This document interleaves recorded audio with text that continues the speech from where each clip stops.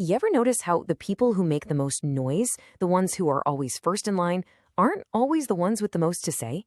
Well, in this explainer, we're going to dig into this really counterintuitive idea that true strength, real influence, is often built in the shadows, not the spotlight. This is one of those lines from the Bible that really makes you stop and think, right? It's a total paradox. What does it actually mean for the first to end up last?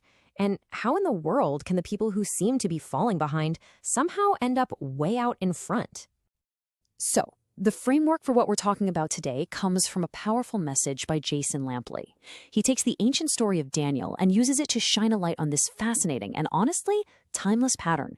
He shows us these two types of people, and you're going to see that they are absolutely still around today.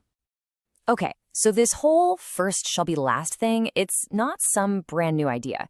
You see it pop up all over the place in the Bible. Think about Jacob and Esau, or David becoming king.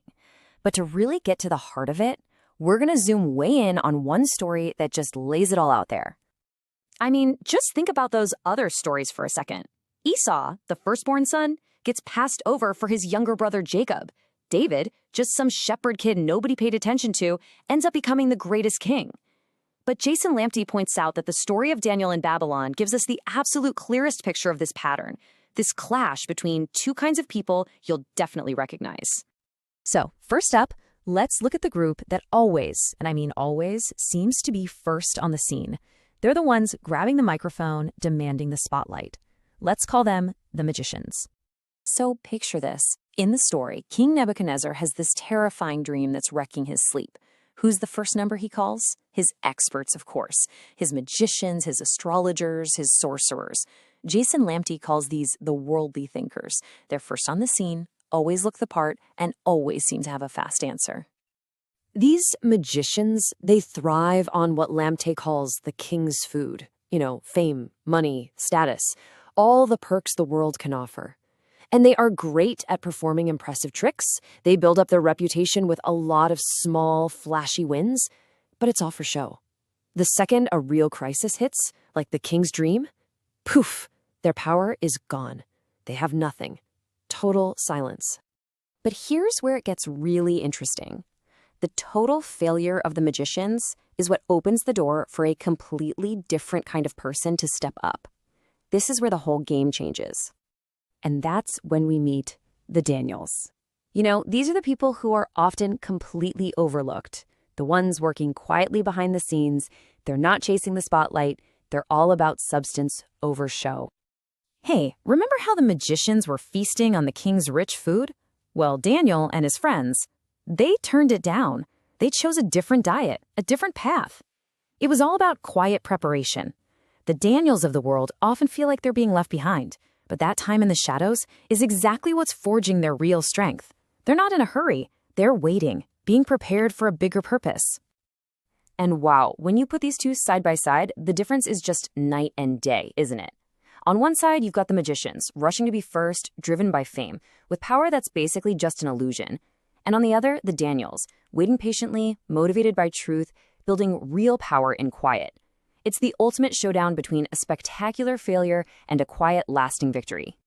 But it really makes you wonder, doesn't it? If the magician's power is so hollow, why do they always get the first call?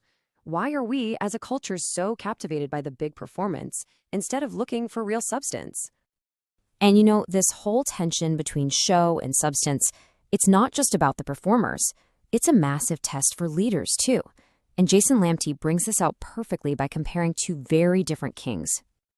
Okay, so this is the choice every leader has to make. You've got King Nebuchadnezzar. He loved the miracle. He was amazed Daniel could interpret the dream, but he hated the message that came with it, which basically told him he needed to humble himself. He didn't like that one bit. So he used Daniel for the solution and then just tossed him aside. Now compare that to Pharaoh from Joseph's time. His magicians also failed, but he was humble enough to listen to a prisoner from a dungeon.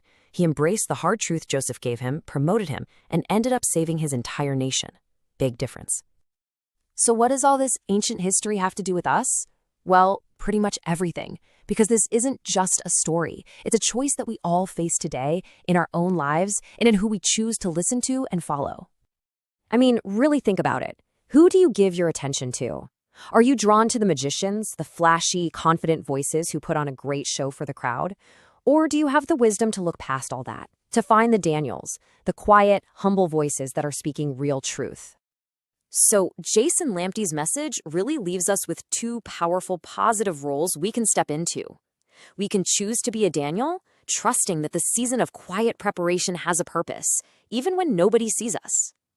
Or we can be like that wise Pharaoh, a leader with enough humility to see past the flashy magicians and elevate true wisdom, no matter where it comes from. So here's the bottom line. The ones who scramble to be first, the ones desperate for the spotlight, they often have the most temporary impact. Real, lasting power, the kind that actually solves the biggest problems, it's built slowly, quietly, and far away from the applause. And that just leaves us with one big question to ask ourselves. In your life, your work, your spirit, which path are you on right now? Are you performing for the spotlight today? Or are you patiently allowing yourself to be prepared in the shadows for a moment that truly matters? Something to think about.